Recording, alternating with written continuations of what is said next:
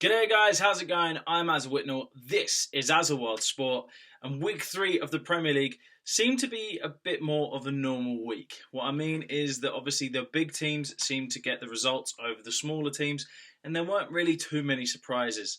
I think the best performers of the weekend were without a doubt Chelsea. They absolutely obliterated Burnley at Stamford Bridge. I mean, I know it was 3-0, but based on the highlights that I saw, it could have been 10. It was ridiculous. And I think one real key factor for Chelsea is that Edin Hazard looks like the player of old, the player that we all know, that world-class player that he can be, that wasn't there last season, and he looked very, very dangerous. And when you add that to the fact that Willian is also carrying on his form from last season, getting on the score sheet as well as Hazard, and as well as that, even players like Victor Moses, who haven't, in the last few years, haven't really had any form of future at Chelsea, or what it looked like to be that way, with obviously Moses being loaned out so many times. Even he got on the score sheet, which was great to see. But you can really see how Conte's really bringing Chelsea together, and they're going to be a real threat to the Premier League title this year. Now that you can really see that they're starting to gel, it's going to be interesting to see if they do manage to sign a defender before the transfer window shuts. To coincide with that, I think the fact that they obviously aren't playing in Europe is going to be a real key factor for them. So, yeah, Chelsea could be. I think Chelsea will be the biggest threat to the two Manchester teams this season moving forward, and they're one of my 3 title contenders moving on. Now, getting on to the Manchester teams, again, another solid weekend for them. I'm going to start off with Manchester United Hull, because obviously Manchester United didn't play very well against Hull. They were very sloppy, but they still managed to win. And of course, it was the wonder kid, or the wonder goal scorer, in Marcus Rashford. This kid looks special. Now, I think United are being very, very smart with him. They're not playing him in too many games. I know that people want to see more of him because he's young and he's exciting and he keeps on scoring. But they're bringing him in well when they really need him. And you got to remember, he's only 18 years old. I think England are playing it smart by keeping him in the under-21s. You got to remember, Ibrahimovic is only going to be at Old Trafford for around 2 seasons. Now, with Rooney also coming towards the end of his career, keep Rashford developing over the next 2 years at Old Trafford. Let him learn as much as he can from Ibrahimovic and Rooney. And when those two do finally retire or move on, that will be his time to really come through. And I think United have got someone to be very, very excited about moving forward. And, I think the most impressive thing about United this season so far is that they look like the Man United under Fergie. Even against Hull. They didn't play very well, but they still managed to win. And that was always a trait of the Fergie teams that we haven't seen in the last 3 seasons. They managed to get that result. And when you look at their squad, they've got incredible strength in depth. So I think, again, they're going to be right up there this season. So I think a very, very exciting season to look forward to for Manchester United. Very unlucky in terms of Hull. They put in a fantastic performance, but at the end of the day, United have got that quality that Hull don't quite have. And in the end, that showed. And Rashford, with his goal in the final few minutes, really summed that up. Manchester City, in the first half against West Ham, it was their best performance, without a doubt, under Pep Guardiola in the 5 games that he's had in charge. 5 wins out of 5, top of the Premier League on goal difference. And going into the Manchester derby, wow, that game is going to be absolutely fantastic.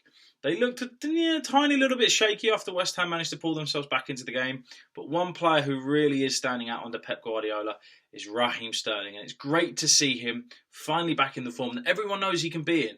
Now, obviously, at the Euros, I'll admit, everyone knows, whoever saw my videos, knows I was very critical of him. A lot of people generally were, though. He didn't put in the performances that we know he can. But hopefully Pep can really start to give him that confidence that he needs to progress within his career. The only thing I would say is that he also started very well for Manchester City last season and kind of tailed off. And he also did the same for Liverpool when he was there as well. So I hope that this isn't just a recurring pattern for Sterling. I do hope that Guardiola can get him to continue playing at this level, because if he can, then England have got a very bright future with Sterling, and so do Manchester City. So it could be exciting times ahead for City and also Sterling. One thing City do have to worry about is that elbow Sergio Aguero did on Winston Reid. I'm not sure if he'll get banned for the Manchester derby. It did look bad in slow motion. The referee appeared to look straight at it, so how he didn't do anything, I'm not so sure. People were making very good points that if this was Diego Costa, everyone would be calling for him to get a big ban. Now, I don't think Aguero should necessarily get a big ban, but I think he does deserve at least a few games, because the end of the day, he should know better. It was out of frustration, and he shouldn't let that get to him. So, I think he'll pay the penalty for it. But all eyes on Manchester as of the 10th of September, because that's when, for me, the season truly starts. Because the transfer window will be closed. We know who everyone has got. The managers can put together their final squads. And for me, that's when the Premier League season really kicks off. This has just been the warm-up the first 3 weeks. So, they're the kind of 3 big title contenders. All won really well this weekend. Obviously, as I said, Chelsea 3-0 at home to Burnley, United 1-0 away to Hull, and Manchester City 3-1 at home to West Ham United. We saw Liverpool and Tottenham clash, 1-1 draw. I think Michel Vorm had the game of his life. Absolutely fantastic save from Philippe Coutinho. Tottenham, slow starters. Wouldn't really say they look like the amazing team that blew away the Premier League last year. Obviously, up until the final few weeks. A bit awkward. But one thing's for sure is that we know that Spurs do generally tend to do this. They did last season under Pochettino. They didn't win for their first 4 games. They do have a win under their belt at the moment. So moving forward, hopefully they're going to progress on. It'll be interesting to see who they bring in before the transfer window shuts. Elsewhere around the Premier League, we saw Arsenal win away at Watford, and it was a big result for them. I think they really needed it because there's been an awful lot of pressure on them since the start of the season because they just simply haven't been good enough. I think, the connection between Sanchez and Ozil was fantastic. The headed goal from Ozil after Sanchez's cross was beautiful. But, solid away performance from Arsenal, and it's what you would expect of Arsenal with the quality of players that they have. So if they can add 1 or 2, then again, who knows, maybe they could put themselves back in that perfect frame for 4th spot. But at the moment, I wouldn't really say they still look overly strong. So I do still think there's work to be done. We finally saw Leicester get on to winning ways, and fantastic result. Obviously, beating Swansea 2-1 at home. Swansea managed to pull themselves back into it thanks to a fantastic goal from Leroy Fer, but a wonderful header over the top of Wes Morgan, overpowering him, which was brilliant. But I think Vardy's goal just summed up how quick Leicester can be. Fantastic little passing there, and then obviously Drinkwater's ball over the top. Vardy's finish. That's what won them the league last year. So now that Leicester are off and running, let's see what they can do for the season. So exciting times for them. Bournemouth and Palace 1-1.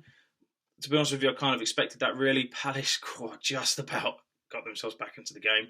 Bournemouth, I thought they were going to hold on to it. But in the end, obviously Scott Dan's equaliser in deep into injury time managed to get Palace a point. And a much needed point because Pardew was under a lot of pressure. So, real key result for them. We saw Southampton and Sunderland draw 1-1. Again, another result that I expected, to be honest with you. I think both of them, based on the starts they've made, are going to be kind of struggling this season. I'm not expecting Southampton to do as well as they did last year. Got a little bit lucky with the goal as well. Slight mistake from the goalkeeper after Jay Rodriguez's shot. But, good point for both teams. And again, after the transfer window, if they can get 1 or 2 more players in, that's where I think the season will really start for them. Everton, unlucky Shay Given. Unfortunate own goal from Shay Given after making a fantastic save from Leighton Baines' penalty originally. But Everton came away with all 3 points there. Stoke have been a bit slow to get started, but again, I always see the opening 3 or 4 weeks of the Premier League as a bit of a warm-up. I only really see most teams start to take it really seriously after 5 games, to be honest with you, that aren't obviously United or City or Chelsea this season. So I think Stoke and Everton over the coming weeks will just continue to get better and better and better. Obviously, it was only that penalty that decided it between the 2 teams. So, they're fairly even, although Everton did in the game look better in that sense. But I think those 2 will be challenging for around similar places this season if obviously Mark Hughes and Ronald Koeman can get the very best out of their players. So I think those 2 teams have some quite exciting seasons ahead. The only other kind of major game from the weekend was obviously West Brom versus Middlesbrough, which was an absolute snooze fest, a 0-0 draw. Again, another result that you would kind of half expect, really, just to show there weren't any goals. But that pretty much sums up this weekend's action from the Premier League. What were your real key points from the weekend? Any stand-up performances that you really enjoyed? Please comment below, let me know. As always, I'm AZAWorldTV. It's now the international break, so we get to see Sam Allardyce's first game in charge as England manager, which will be very interesting. Let me know what you make on his squad choices and ahead of the game how you think England are going to do. And I will see you guys again soon.